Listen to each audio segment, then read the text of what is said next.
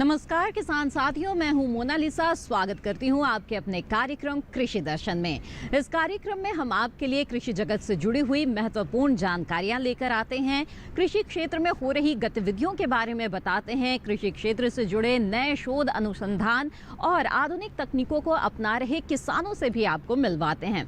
ये तमाम जानकारियां 3 सेगमेंट विज्ञान और किसान, कृषि स्टार्टअप और फार्मिंग इंडिया के जरिए आपको दी जाती है। तो चलिए इस क्रम को जारी रखते हैं और शुरू करते हैं आज का ये कार्यक्रम। आइए देखते हैं हमारा पहला सेगमेंट विज्ञान और किसान।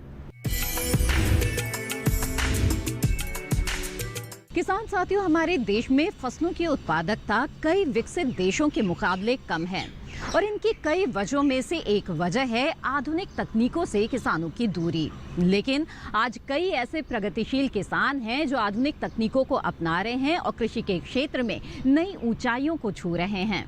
आइए मिलवाते हैं ऐसे ही एक प्रगतिशील किसान से, मध्य प्रदेश के नरसिंहपुर में रहने वाले प्रोफेसर चंद्रशेखर तिवारी से। जी हाँ, चौंकिए मत, ये किसान होने से पहले प्रोफेसर ही हुआ करते थे। आइए मिलते हैं इनसे।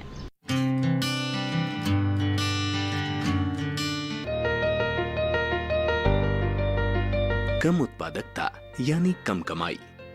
मध्य प्रदेश के नरसिंहपुर जिले में भी किसानों के साथ कुछ ऐसा ही हो रहा था। यहाँ लोग खेती की पुरानी हवेली तकनीक का इस्तेमाल कर रहे थे। इस तकनीक से प्रति हेक्टेयर कम उपज हो रही थी और किसानों को उम्मीदों के मुताबिक परिणाम नहीं मिल पा रहे थे। उस समय कोई नहीं जानता था कि क्षेत्र की खेती में एक बड़ा बदलाव आने वाला है। ये बदलाव नरसिंहपुर स्थित राजकीय महाविद्यालय से एक प्रोफेसर के रिटायरमेंट के बाद शुरू हुआ। प्रोफेसर का नाम है चंद्रशेखर तिवारी। रिटायरमेंट के बाद इन्होंने पुश्तैनी जमीन पर खेती बाड़ी का काम शुरू किया, लेकिन न पैदावार अच्छी हो पा रही थी और न ही आमदनी। उनके मन में यही सवाल उठता था कि खेती को किस तरह लाभकारी बनाया जाए। यही सवाल उन्हें देश के नामचीन शोध संस्थानों तक ले गया। इन संस्थानों में इन्होंने कृषि वैज्ञानिकों और विशेषज्ञों से मुलाकात की और गहन विचार किया। इन मुलाकातों के दौरान चंद्रशेखर तिवारी को पता चला कि गन्ना एक ऐसी फसल है जिसका निश्चित दाम मिलना तय है। चंद्रशेखर ने खुद भी गन्ने की खेती शुरू की और दूसरे किसानों को भी इस ओर प्रेरित किया। गन्ने की खेती दूसरी क्षेत्रीय फसलों से तो अच्छी रही, लेकिन चंद्रशेखर उपज से अब भी संतुष्ट नहीं थे। उस समय 1 हेक्टेयर में 35 से 40 टन गन्ना पैदा हो पा रहा था। चंद्रशेखर का लक्ष्य इसे 75 से 80 टन तक पहुंचाने का था। ज्यादा उपज के लिए गन्ने की नई और उन्नत तकनीक जरूरी थी। इसी की तलाश में वो जा पहुंचे लखनऊ के गन्ना अनुसंधान संस्थान। यहाँ पर संस्थान के निदेशक डॉक्टर A.D. पाठक से लंबी चर्चा हुई और प्रोफेसर तिवारी ने नरसिंहपुर में गन्ने की कम उपज के बारे में बताया। इस मुलाकात का असर हुआ। डॉक्टर पाठक ने कम उपज के कारण जानने और सुधार के लिए वैज्ञानिकों की एक टीम गठित कर दी। वैज्ञानिकों की टीम ने नरसिंहपुर जिले का दौरा किया, वहां की मिट्टी की जांच की और जलवायु परिस्थितियों के बारे में जानकारी जुटाई। उसके बाद प्रोफेसर चंद्रशेखर और उनके साथी किसान लगातार वैज्ञानिकों के संपर्क में रहे। वैज्ञानिक जो भी सुझाव देते उन पर अमल करते रहे। सबसे पहले मिट्टी सुधार पर काम किया गया। हरी खाद के लिए ढैंचा उगाया गया। फसलों के अवशेषों को खेत में ही छोड़ दिया गया और चीनी मिल से निकला कचरा भी खेतों में डाला गया। इसके अलावा सूक्ष्म जैविकी के लिए टीकाकरण भी किया गया। 2014-15 तक नरसिंहपुर की मिट्टी में जैविक कार्बन सामग्री महज 0.36% थी, जो 2018-19 तक बढ़कर 0.76% हो गई। इससे 20% तक नाइट्रोजन की बचत होने लगी। इतना ही नहीं, पानी की बचत के लिए पर ड्रॉप मोर क्रॉप को अपनाया, मॉइस्ट हॉट एयर ट्रीटमेंट का सहारा लिया और एकल कली सेट का उपयोग किया। इन उपायों से न सिर्फ खेती की लागत में कमी आई, बल्कि उपज में भी बढ़ोतरी होती चली गई। बल्कि आज एकल कली सेट का उपयोग करते हुए किसान गन्ने की स्वस्थ नर्सरी तैयार कर रहे हैं। इसके अलावा यहाँ के किसानों ने अंतर फसल प्रणाली को भी कामयाबी के साथ अपनाया। और गन्ने के साथ आलू, चना, मटर, धनिया और प्याज बोने लगे। नए उपायों से न सिर्फ फसल लागत में कमी आई, बल्कि उपज में भी तेजी से बढ़ोतरी हुई। बल्कि प्रोफेसर चंद्रशेखर तिवारी ने 75 से 80 टन प्रति हेक्टेयर का जो लक्ष्य निर्धारित किया था, उसे भी हासिल कर लिया। कमाल की बात तो ये है कि उत्पादन में ये बढ़ोतरी जैविक तरीकों से की गई। आमदनी बढ़ी तो किसान और तेजी से गन्ने की ओर आकर्षित हुए। आज नरसिंहपुर जिले में 35% जोत पर गन्ना उगाया जा रहा है। प्रोफेसर तिवारी की मदद से वैज्ञानिक फसल अवशेष जलाने की प्रवृत्ति पर भी रोक लगाने में कामयाब हुए। आज पूरा नरसिंहपुर जिला अवशेषों को जलाए जाने से मुक्त हो चुका है। आइए अब कृषि दर्शन कार्यक्रम में आगे बढ़ते हैं और देखते हैं कृषि कैलेंडर, जिसमें हम आपको बताते हैं वर्तमान समय में किए जाने वाले कृषि कार्यों के बारे में। तो आइए नजर डाल लेते हैं कृषि कैलेंडर पर। रबी में बरसीम चारे की फसल एक महत्वपूर्ण फसल सिद्ध हुई है। इसका बीज बाजार में बेहद महंगा है, लेकिन इसका बीज पैदा करके किसान अच्छा लाभ कमा सकते हैं। अच्छी उपज और गुणवत्ता के लिए मार्च के दूसरे सप्ताह तक इसकी कटाई न करें, बल्कि फसल को बीज उत्पादन के लिए छोड़ देना चाहिए। मृदा में नमी की कमी न होने दें और सिंचाई कार्य जारी रखें। फूल आने पर दाना भरने की अवस्था में सिंचाई अवश्य करें। फूल आने पर खरपतवार को खेत से बाहर उखाड़ फेंकें और फसल में सूक्ष्म पोषक तत्वों का छिड़काव करें। इसी के साथ कार्यक्रम कृषि दर्शन में वक्त है एक छोटे से ब्रेक का। ब्रेक के बाद देखेंगे कृषि स्टार्टअप। आप बने रहें दूरदर्शन किसान के साथ।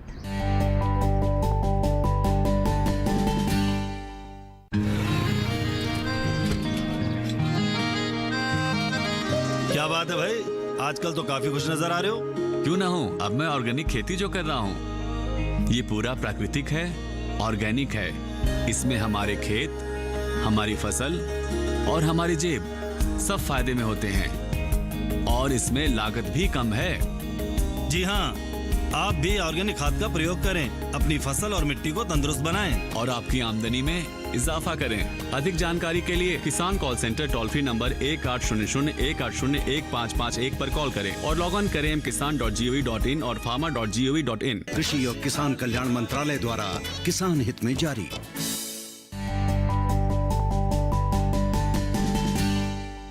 ब्रेक के बाद आप सभी का फिर से स्वागत है। आप देख रहे हैं कार्यक्रम कृषि दर्शन। आइए देखते हैं हमारा अगला सेगमेंट कृषि स्टार्टअप। कृषि स्टार्टअप में आज हम बात करेंगे एक ऐसे किसान श्री नंद किशोर जैसलमेरिया की, जिन्होंने खेती में एकीकृत कृषि प्रणाली को अपनाया और अपनी वार्षिक आय में वृद्धि की है। इनके प्रयासों के लिए न सिर्फ सरकार ने इनकी सराहना की है, बल्कि इन्हें एनजी रंगा किसान पुरस्कार से भी सम्मानित किया जा चुका है।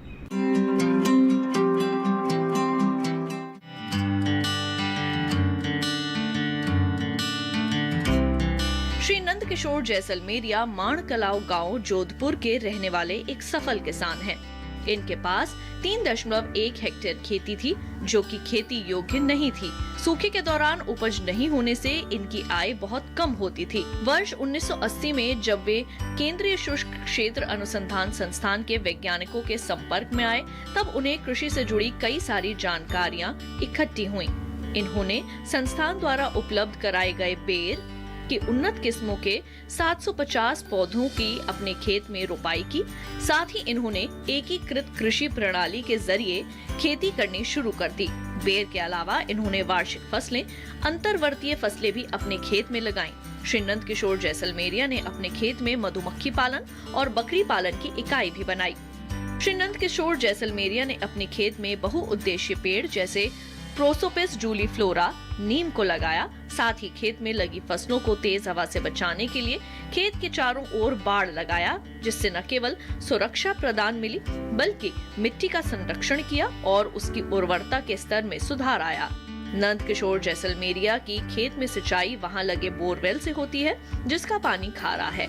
बेर की फसल के लिए इस पानी से सिंचाई फायदेमंद साबित हुई, जिससे अच्छी उपज प्राप्त हुई।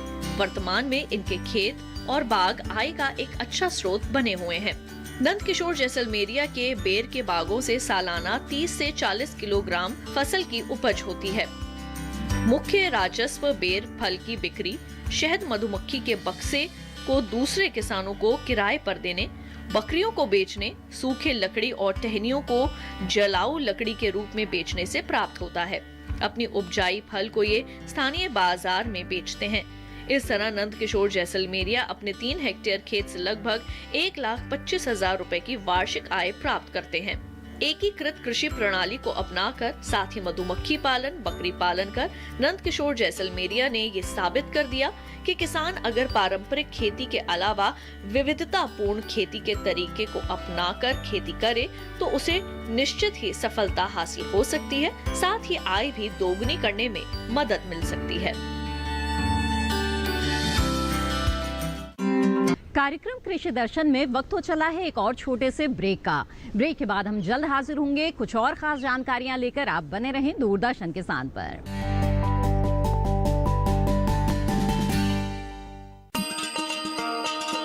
किसान भाइयों गांठ बांध लो, गांठ बांध लो, बात बहुत है काम की, समृद्धि के पैगाम की। मिट्टी के मिजाज को समझो, मिट्टी के हर राज को समझो, मिट्टी की तुम जांच कराओ, मुफ्त सॉइल हेल्थ कार्ड ले जाओ। कभी मुनासिब बीज लगाओ, सही किस्म की खाद ले आओ, जितनी जरूरी उतनी डालो, सही मात्रा खुद पहचानो, इसको अपना मंत्र बना लो, मिट्टी की सेहत को जानो। बात बहुत है काम की, कम लागत अधिक वरदान की। किसान भाइयों गांठ बांध लो, आज ही मिट्टी की जांच कराएं, राज्य सरकार के कृषि अधिकारी से संपर्क करें और मुफ्त में सॉइल हेल्थ कार्ड पाएं। कृषि और किसान कल्याण मंत्रालय द्वारा किसान हित में जारी। ब्रेक के बाद आप सभी का फिर से स्वागत है कार्यक्रम कृषि दर्शन में। आइए आगे बढ़ते हैं और देखते हैं हमारा अगला सेगमेंट फार्मिंग इंडिया। भारतीय कृषि अनुसंधान संस्थान पूसा नई दिल्ली में पंजाब के होशियारपुर से आए किसानों के लिए कृषक प्रशिक्षण कार्यक्रम का आयोजन किया गया। आत्मा के सहयोग से इस कार्यक्रम का आयोजन किया गया, जिसमें किसानों को जैविक खेती और फसल अवशेष प्रबंधन के बारे में अहम जानकारी दी गई। आइए देखते हैं इसी से जुड़ी एक रिपोर्ट।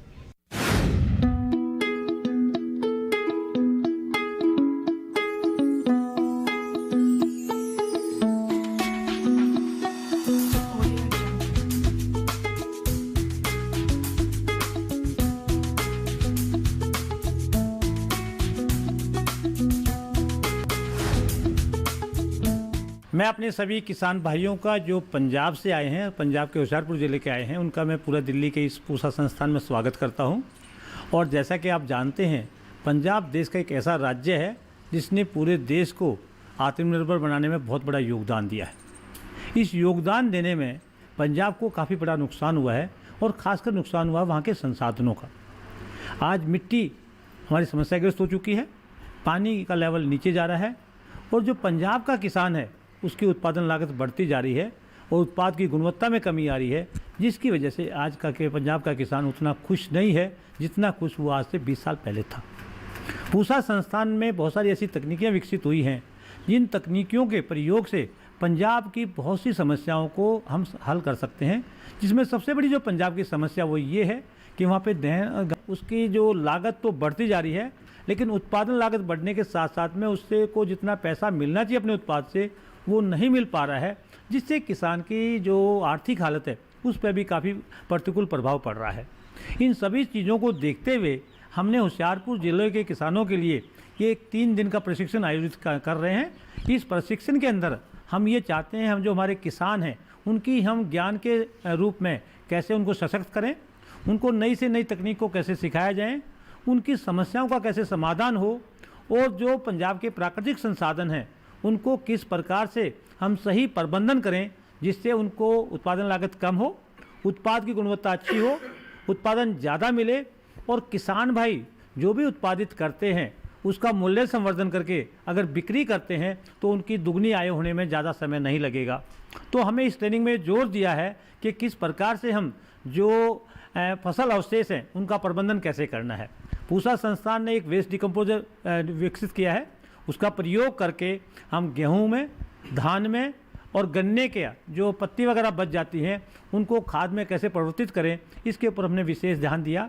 इसके साथ साथ में पंजाब के जो खेती है इसमें अभी जैविक जो खाद हैं उनका प्रयोग नगण्य के बराबर है, बहुत ही कम हो रहा है।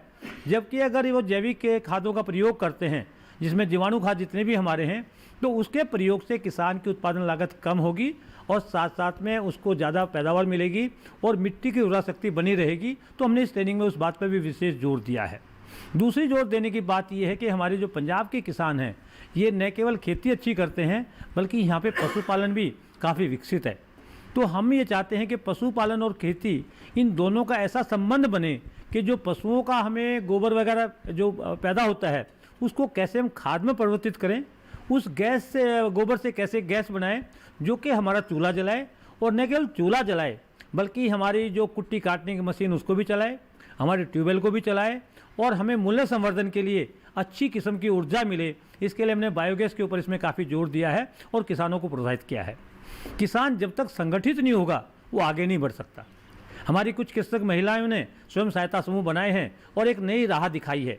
तो हम ये चाहते हैं जो हमारे किसान भाई हैं वो भी अपनी उत्पादक संगठन बनाएं, कंपनी बनाएं, जिसके माध्यम से जो कृषि के उत्पाद हैं, खासकर खाद है, दवाइयाँ हैं, बीज है, उनका परचेज करें और साथ में जो किसान का उत्पादन होता है उसमें कैसे मूल्य संवर्धन गाँव में ही करें और कैसे उसका विपणन करें जिससे गांव के लड़कों को रोजगार मिले और किसानों की आमदनी जल्दी से दुगनी हो। इस बात पर भी हमने विशेष जोर दिया है। दूसरी जोर देने की खास बात यह है कि किसान को अपनी मिट्टी के बारे में समझना होगा कि मिट्टी के गुण कौन कौन से हैं, इसके जैविक, भौतिक और रासायनिक गुणों में कैसे हम उसका सुधार कर सकते हैं, मिट्टी का कैसे प्रबंधन करना है। इस बात पे भी हमने किसानों को नई से नई जानकारी देने का प्रयास किया है जिससे किसान जो है सही मात्रा में, संतुलित मात्रा में खादों का प्रयोग करते हुए अपनी आय बढ़ाएं। तो इसमें भी जोर दिया गया है। एक बात जो सबसे किसानों को ज़्यादा खलती है वो ये है कि हमारी फसलों में जो कीट और बीमारियाँ और खरपतवार होते हैं इसके लिए किसानों को बड़ी मात्रा में पैसा खर्च करना पड़ता है दवाइयों के ऊपर, जिससे न केवल इनकी समस्या का विकट हो रही है बल्कि किसानों की उत्पादन लागत लगातार बढ़ रही है और उससे उत्पाद की जो गुणवत्ता वो प्रभावित हो रही है और हमारा वातावरण और किसानों का और पशुओं का स्वास्थ्य भी बिगड़ता जा रहा है। तो हमने जोर दिया है कि किस प्रकार से हम बीमारी, कीट प्रबंधन में जैविक चीज़ों का इस्तेमाल करें, दूसरे संसाधनों का प्रयोग करें और रसायनों का प्रयोग केवल तभी करें जब बहुत ही आवश्यक हो और जैसे दिशा निर्देश दिए गए हैं उनके अगर अनुसार हम प्रयोग करते हैं तो इससे किसान की जो उत्पादन लागत भी कम होगी, गुणवत्ता भी अच्छी होगी और किसान को ज़्यादा पैसा मिलेगा। इस बात पे भी विशेष जोर देने का प्रयास किया गया है। फसल विविधीकरण एक ऐसा विषय है जो पंजाब के लिए बहुत ही महत्वपूर्ण है क्योंकि पंजाब ने गेहूं और धान के क्षेत्र में तो बहुत अच्छा काम किया ही है, साथ साथ में गन्ने के क्षेत्र में भी अच्छा काम किया है, लेकिन पंजाब के अंदर सब्जी की, फलों की, फूलों की अपार संभावनाएं हैं।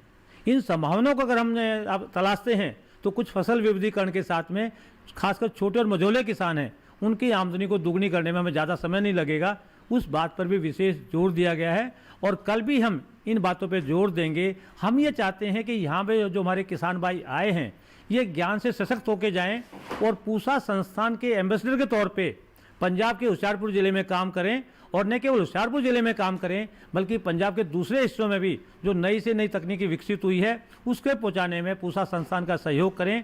मैं अपने किसान भाइयों का और ख़ासकर जो कृषि विभाग है होशियारपुर ज़िले का उनका तहे दिल से स्वागत करता हूं, धन्यवाद करता हूं कि आपने ये हमें मौका दिया, जिस मौके के माध्यम से हम दोनों आपस में मिल पाए हैं और मिल के हम अच्छा काम करने के लिए आगे बढ़ सकते हैं। और इसमें दूरदर्शन का भी विशेष सहयोग रहा है कि दूरदर्शन भी हमारी तकनीकों को देश के विभिन्न किसानों तक पहुंचाने के लिए अपार सहयोग करता है। इसके लिए मैं दूरदर्शन की जो हमारी किसान चैनल की टीम है इनका भी तहे दिल से स्वागत करता हूं और धन्यवाद करता हूं कि आपने इसको ट्रेनिंग को सफल बनाने में एक बहुत बड़ा योगदान दिया है जिससे कि किसानों को और अधिक प्रोत्साहन मिलेगा, मोटिवेशन मिलेगा और वो इस ट्रेनिंग में और अधिक खुश होकर ज़्यादा से ज़्यादा ज्ञान अर्जित करते हुए अपनी भी आमदनी को बढ़ाएंगे, देश के विकास में सहयोग करेंगे और किसानों के विकास में भी सहयोग करेंगे। मैं आप सबका बहुत ही तहे दिल से धन्यवाद करता हूँ।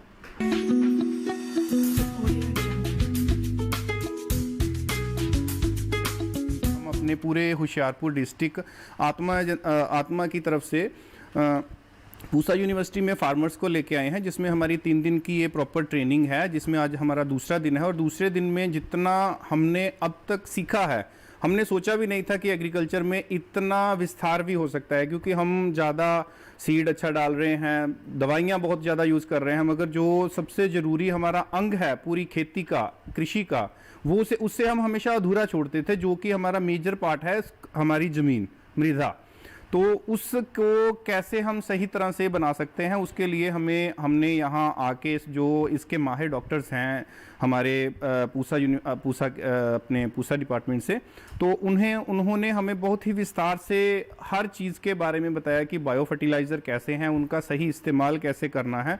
बायो फर्टिलाइज़र्स में कुछ ऐसे भी हमारे पास माइक्रो जैसे जिंक वगैरह है, आयरन है, जिनकी बाद में हमें कमी आती है। यहाँ आके हमें ये भी पता चला कि हम उनका सीड ट्रीटमेंट करके भी अगर उसे हम यूज़ करते हैं, इस्तेमाल करते हैं, तो उसका भी हमें बहुत अच्छा रिजल्ट मिलता है। मैं अपनी जो हमारी एग्रीकल्चर की डिपार्टमेंट, एग्रीकल्चर डिपार्टमेंट की जो आत्मा है स्कीम, उसके अंडर मैं यहाँ पे पूसा इंस्टीट्यूट में ऑर्गेनिक फार्मिंग की ट्रेनिंग लेने आया हूँ। मैं पिछले 2 साल से यहाँ की जो माइक्रोबायोलॉजी डिपार्टमेंट में डॉक्टर लवलीन शुक्ला है, उनके साथ मिलके मैं जो पूसा डीकम्पोज़र है उस पर काम कर रहा हूँ। मैडम के साथ मिलके मैं अपने खेतों पे उसके ट्रायल चल रहे हैं, ये मेरा तीसरा ट्रायल है। और जो मैंने अपने खेतों में जो वेस्ट हमारी रेसिड्यूज़ है, उसको मैंने जिस तरीके से अपने खेतों में उसकी प्रबंधन किया हुआ है, वो काफ़ी अच्छा उसके रिजल्ट्स मुझे मिले हैं। इसी को और एडवांस में या इसको और बेहतर समझने के लिए मैं यहाँ पे आया हूँ। यहाँ पे मैंने पूसा डीकम्पोज़र के अलावा और कई चीज़ों की मुझे जानकारी प्राप्त हुई जो पहले मुझे नहीं थी, पर यहाँ आने के बाद डॉक्टर दब्बास से और डॉक्टर शर्मा से और भी जिन जिन डॉक्टरों ने हमारी यहाँ पे ट्रेनिंग ली है, उनसे मैंने कई कुछ सीखा है। जो मुझे पहले जिस विषय पे मुझे डाउट्स थे, जिस विषय में मेरा ज्ञान पूरा नहीं था, वो काफ़ी हद तक मैंने यहाँ पे प्राप्त किया है।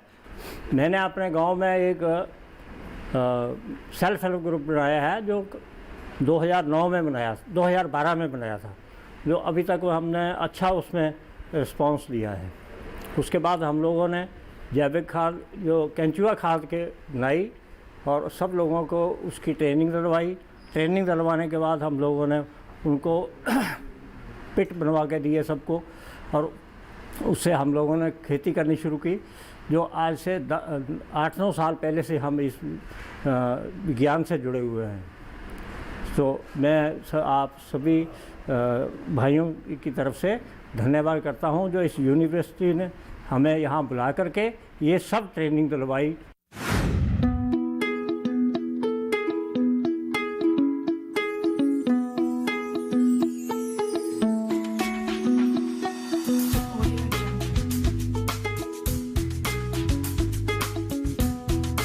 कृषि क्षेत्र से जुड़े बुनियादी ढांचे को मजबूत करने को लेकर सरकार प्रतिबद्ध है और इसी के लिए पिछले साल कृषि अवसंरचना कोष का ऐलान किया गया, जिसके तहत 1 लाख करोड़ रुपए का प्रावधान किया गया है। कृषि से जुड़े अवसंरचना की मजबूत होने से किसानों को भी आर्थिक लाभ मिलेगा। आइए इसके बारे में जानते हैं विस्तार से इस रिपोर्ट के जरिए।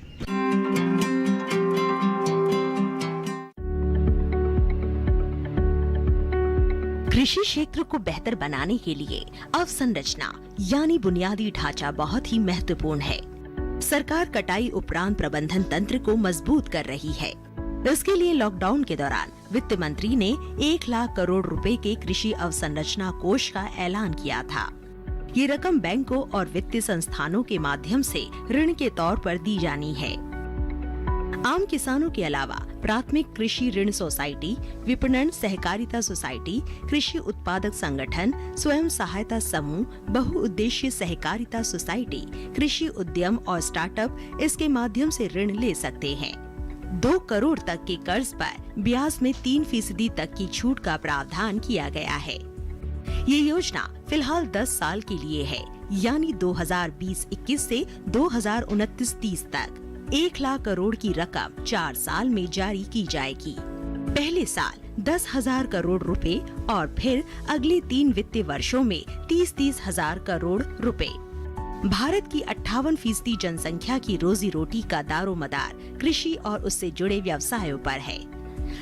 कटाई उपरांत सही बुनियादी ढांचा न होने की वजह से 15 से 20% उपज बर्बाद हो जाती है, जबकि दूसरे देशों में ये आंकड़ा 5 से 15% है। कृषि अवसंरचना कोष का उद्देश्य ऐसे ढांचे का विकास है जिसमें किसान अपनी उपज बिना बिचौलिए के सीधे बेच सके और कटाई के उपरांत उनकी फसल में बर्बादी भी कम हो। इससे निश्चित तौर पर उनकी आमदनी बढ़ेगी। कृषि अवसंरचना कोष ग्रामीण क्षेत्रों में भंडार गृहों, शीतगृहों, पैक हाउस के निर्माण और उनके विकास के अलावा बाजार व्यवस्था को दुरुस्त करने पर खर्च होना है। साथ ही प्रसंस्करण इकाइयां भी इसका लाभ उठा सकती है। प्रसंस्करण से फसलों का मूल्य वर्धन होगा और भंडार गृहों के निर्माण से किसान को अपनी फसल रोक कर रखने में मदद मिलेगी। फसल को रोकने का फायदा ये होगा कि बाजार में जब भी बेहतर भाव होगा तब वो फसल बेच सकेंगे। किसानों को कृषि से संबंधित तमाम महत्वपूर्ण जानकारियां उपलब्ध कराने के लिए मोबाइल ऐप लॉन्च किया गया है। तो आइए देखते हैं ऐसे ही एक मोबाइल ऐप के बारे में। किसान सभा मोबाइल ऐप वैज्ञानिक और औद्योगिक अनुसंधान और केंद्रीय सड़क अनुसंधान संस्थान परिषद द्वारा विकसित और लॉन्च किया गया है। किसान सभा ऐप किसानों से लेकर मंडी डीलरों, ट्रांसपोर्टरों, मंडी बोर्ड के सदस्यों, सेवा प्रदाताओं के साथ साथ उपभोक्ताओं के लिए भी एक सुविधाजनक ऐप है। यह ऐप किसानों को आपूर्ति श्रृंखला और परिवहन प्रबंधन प्रणाली से जोड़ने का काम करता है। किसान सभा ऐप कृषि से संबंधित प्रत्येक इकाई के लिए एक संयुक्त स्टॉप के रूप में कार्य करता है। यह ऐप कोल्ड स्टोरेज स्पेस और वेयर हाउस से जुड़े लोगों के लिए भी उपयोगी साबित है। यह ऐप लोगों को सीधे किसानों से खरीदने के लिए सक्षम करेगा। किसानों के कल्याण के लिए प्रतिबद्ध मोदी सरकार ने किसान रेल सेवा का संचालन शुरू किया है। आइए देखते हैं इसी से जुड़ा आज का ट्विटर प्लेट।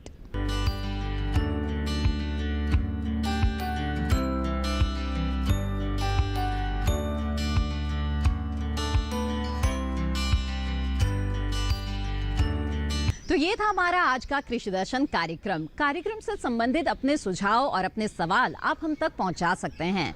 हमारा पता है कृषि दर्शन, कमरा नंबर 58, CPC, दूरदर्शन, खेलगांव, नई दिल्ली 110049। आप चाहें तो हमें ईमेल भी भेज सकते हैं। हमारा ईमेल ID है krishidarshandddk@gmail.com। इसी के साथ कृषि दर्शन की आज की कड़ी में बस इतना ही। हमें दीजिए इजाजत। आप बने रहें दूरदर्शन किसान पर। नमस्कार।